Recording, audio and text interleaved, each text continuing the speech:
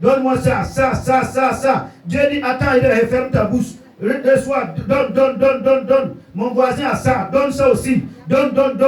Amen. Alléluia. Ah. Et ça va marcher? Ça ne peut pas marcher. C'est selon sa volonté. Ce qui est bon et agréable, tout bon père veut la réussite de son fils. Il n'y a pas ce père-là sur la terre. On peut dire qu'il y a jalousie. Quelqu'un peut être jaloux avec quelqu'un d'ailleurs, mais pas avec son fils. Non. Avec son fils, il n'y a pas de jalousie, c'est une fierté. Alors donc, Dieu ne peut pas être jaloux de toi. Il est fier de voir son fils avancer. Mais il ne peut pas aussi aimer voir son fils qui va aller se détruire et puis accepter. Non. Alors donc, il priait pour dire qu'il veut faire la volonté du Père. Alors donc, la prière occupe cette bonne place.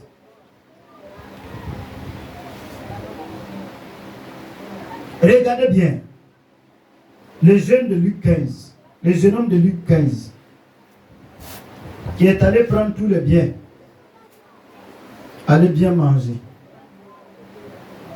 Quand il prenait, il insultait son papa. Il n'était pas fier de son père. Il voyait un père méchant. Et il est parti.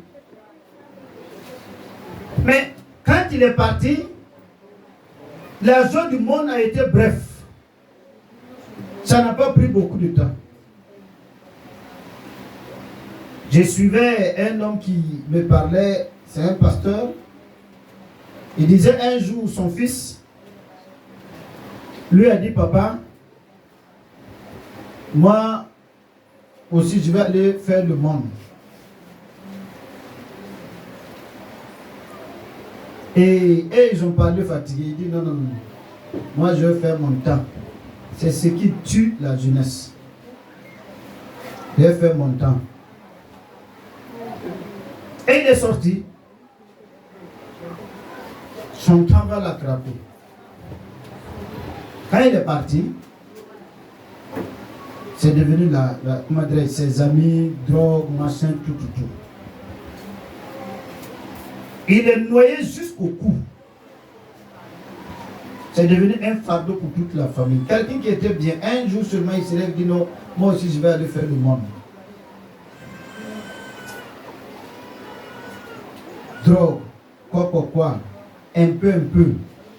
Ça arrivait à un temps, lui-même, il ne peut plus s'en défaire. Mais eux, ils priaient sur. Ils sont des papas. Et ils prient. Seigneur, sauve. Seigneur, sauve. Seigneur, sauve. Un jour, il a fallu que lui-même, il rassemble toute l'église et il dit à toute l'église, bon, je voudrais vous dire, voici mon fils. La Bible dit, celui qui veut garder le peuple de Dieu doit être quelqu'un qui veille sur sa propre famille. Mais vous voyez mon fils. Donc, à cause du comportement de mon fils, je voudrais que vous cherchiez un autre pasteur. Je vais m'asseoir. Et il dit, lui, il ne savait pas que les gens avaient des problèmes comme ça. À l'église, là, quand le culte est fini, il y a plus de 9 personnes qui sont venues. Parce que mon fils aussi est comme ça. Parce que mon fils aussi est comme ça. Parce que mon fils... Ah! Bon, et ils ont dit, bon, on va mettre une comité spéciale de prière pour le retour des fils. Ça fait mal au père, oui ou non? Le problème de Luc 15, là, ça fait mal au père, oui ou non? Hein? Vous croyez que le père était heureux? Non! Le père d'un fou ne peut jamais être heureux, mes amis. Jamais. Et ils étaient en prière seulement. Un jour, il y avait une conférence à quelque part. Et lui, il a demandé à son fils, il y a une conférence, c'est loin, c'est en Afrique. Tu veux aller? Il dit oui, je vais aller. Tiens! Il est parti. Et ils ont payé les billets très vite. Pas conférence, c'était une semaine de retraite. Quand il est parti, c'est là-bas. Premier jour, quand il est rentré à l'église, il est fâché. Il s'est retourné, il est sorti, aller dormir à l'hôtel. Deuxième jour, il est revenu. Vers le troisième jour, il arrive à l'église, il pleure seulement. Il pleure seulement. Il pleure, il pleure, il pleure, il pleure. Après, il dit que Jésus me sauve. Il s'est repenti. Il a dit, papa, je ne me retourne plus où j'étais. Parce que c'est mes amis, ils vont me noyer encore. Ah, actuellement, il est pasteur. Amen. Donc, les parents ne peuvent pas aimer quand le fils prend un chemin de la destruction. Mais Jésus nous fait savoir que le fils, malgré tout, quand il est allé gaspiller tout, sa joie, c'est pour un peu de temps. Sa joie, c'est pour peu de temps, ça ne dure même pas. Et très vite, Satan va te montrer les couleurs. Il va se retirer. Mais lui, il a été prudent. On dit qu'il a dit, je vais me retourner sur mon père, même si je serai classé comme un esclave. On ne peut jamais classer un fils comme un esclave. Un fils a toujours la position d'un fils. C'est pourquoi Jésus nous appelle à appeler Dieu notre Père. Malgré qui que nous sommes, si nous ne comprenons pas à quel point il nous aime, lui, dans son cœur, il sait à quel point il nous aime. Lui, il nous aime.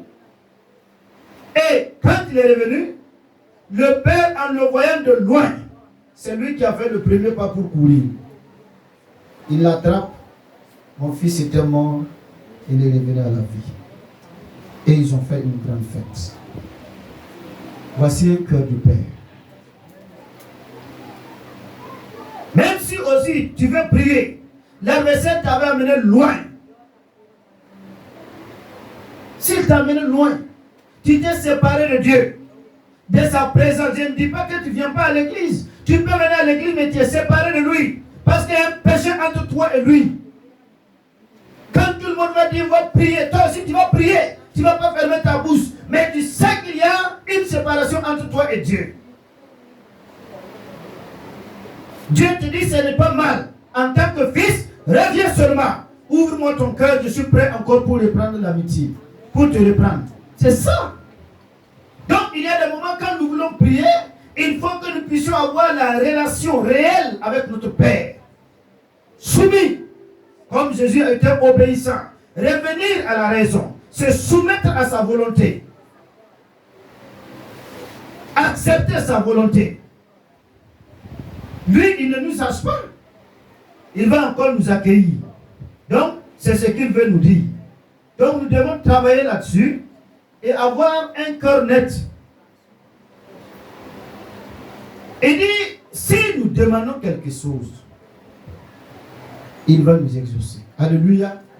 Maintenant, si nous avons une bonne relation avec lui, tout ce que nous allons prier, Dieu va nous exaucer. Jésus nous a fait savoir qu'il y a des sujets qu'on ne peut pas présenter à Dieu sans avoir des résultats. Premièrement, la repentance. Il n'y a pas quelqu'un qui va venir devant Dieu pour dire je ne me pas. Et Dieu va lui dire quitte ici vite, vite. Il n'y a pas cette personne. Même les rois païens, les plus païens sont venus, Dieu les a reçus. Et tous, Dieu aime celui qui se repent. Se repentir, c'est se détourner du mauvais chemin. Pour dire, Seigneur, je reviens vers toi. Alors donc, si tu veux faire une prière de repentance, sache que Dieu est là encore pour t'écouter et il va te recevoir. Deuxième des choses, c'est le Saint-Esprit que nous allons lire pour terminer. Luc 11, le verset 13. Luc 11, le verset 13.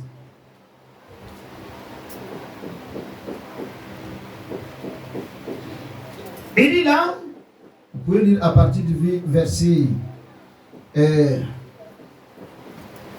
verset 5. Vous pouvez lire à partir du verset 5 jusqu'au verset 13. Alors, donc, le verset 11 dit, quel est parmi vous le père qui donnera une pierre à son fils s'il lui demande du pain? Ou s'il demande un poisson, lui donnera-t-il un serpent au lieu d'un poisson? Ou s'il demande un œuf, lui donnera-t-il un scorpion? Si donc méchant comme vous l'êtes, vous savez donner de bonnes choses à vos enfants, à combien plus forte raison le Père Céleste donnera-t-il le Saint-Esprit à ceux qui lui demandent? Ah!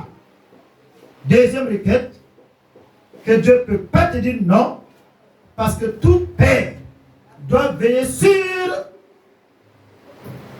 la nourriture de ses enfants. Et ici, le Saint-Esprit est comparé au pain, chose qu'on ne peut pas dire non à un enfant. Vous savez, toutes nos sociétés sont devenues les mêmes. Le pain, c'est partout dans le monde entier. Le nécessaire, le déjeuner du matin, n'est-ce pas?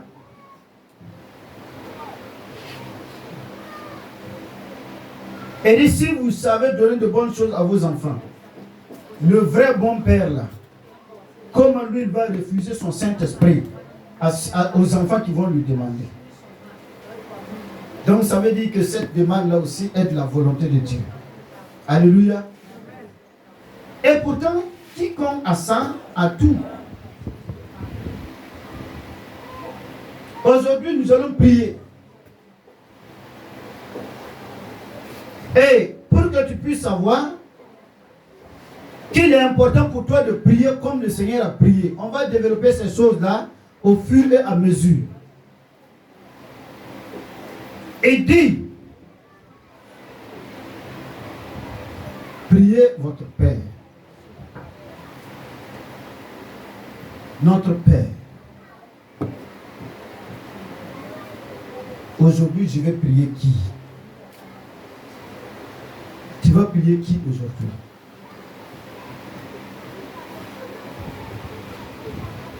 Si c'est ton Père, sache que tout ce que tu vas lui demander, il est prêt pour t'entendre et t'exaucer. Sache qu'il connaît ce qui est bon et précieux pour toi. Car avant même que tu ouvres ta bouche, il sait déjà ce qui est dans ton cœur. Et ta destinée n'est pas cachée à ses yeux. Et tout demande, tout ce que nous allons lui demander, nous allons aller pas à pas. On ne peut pas sauter vite, aller aux engins, aux autres choses, sans passer par l'essentiel, le pain, la nourriture. Le pain me donne la vie, le pain me donne la vigueur, le pain restaure mon corps. C'est pourquoi David dit que Dieu restaure son âme. Ainsi, le pain de Dieu va restaurer ton âme. Comment tu peux enlever la tristesse dans le cœur d'une personne? Un cœur qui n'a pas de vie. Une âme qui se détruit. Mais lorsque l'âme reçoit le pain, il retrouve encore de la vigueur. Et c'est le Saint-Esprit. C'est le pain de vie. C'est la nourriture de ton âme. Les gens croient souvent que le problème c'est ce que nous avons vu la fois passée. Ce n'est pas que nous possédons quelque chose ou pas. Le problème est à l'intérieur de l'homme. J'ai dit bien, le problème c'est à l'intérieur de l'homme. Et si aujourd'hui vous voyez que beaucoup de personnes se trouvent dans des temps difficiles, c'est à l'intérieur. J'ai dit bien à l'intérieur parce que dans leur âme, tout est pourri. Il n'y a plus de vie. Le goût de la vie disparaît. Ça devient le stress. Parce qu'ils n'ont pas de paix. Regardez, si le monde avait la paix, ils allaient donner quoi? La paix. La Bible dit quoi? On ne peut donner que ce qu'on a. Mais allez voir qu'est-ce qu'ils donnent. Il donne des armes parce que le monde a des armes. Le monde, les cœurs de ces grandes personnes que nous voyons, de ces grands types que nous voyons, le cœur de ces grands présidents maîtres que nous voyons sont remplis de haine, pas de vie. C'est rempli de mort, destruction, vengeance. C'est pourquoi il donne la vengeance. Dans une famille où la mère n'a pas de pain, vous voulez la paix à la maison? Même les chiens sauront aujourd'hui que ça ne va pas. Ça ne peut pas aller. Parce qu'il n'y a pas de paix à l'intérieur. Et tout devient fade autour de lui. Mais la Bible dit, avec Dieu nous aurons la paix. Même dans la souffrance, nous aurons la paix. Amen. Il y a un chant qui le dit ainsi. La paix, même dans la souffrance. Pourquoi je vais gâter son son? Amen. Donc vous voyez, ce qui nous manque, c'est ça. Et nous allons parler à Dieu. Nous voulons ce qui est essentiel pour nous. Le Saint-Esprit. La présence du Saint-Esprit. Afin qu'à partir de maintenant, par le Saint-Esprit, j'aurai une paix intérieure. Par le Saint-Esprit, j'aurai tout ce qu'il faut autour de moi. Tout devient beau. Quand Dieu a tout créé, qu'est-ce qu'il a dit? Tout est beau. Oui.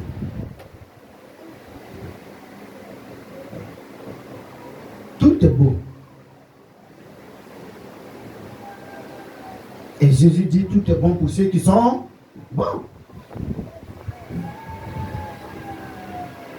Alléluia. Donc, priez comme Jésus priait. On a vu comment Jésus priait. Tous les jours. On n'a même pas fini de toucher tous ses pas. Mais le juste suffit pour que tu puisses savoir que lui aussi priait. Et toi aussi, tu dois apprendre à prier. Les disciples ont prié. Nous allons prier. Il ne faut plus dire, c'est-à-dire choisir des moments, que ce soit le matin, midi, soir, à chaque fois que tu peux seulement prier. Prie. Il reste dans la volonté de Dieu. Nous allons nous tenir debout. Chacun va dire merci à Dieu. Parce que nous allons nous appuyer sur cela pour prier ce matin. Excellent Père, nous te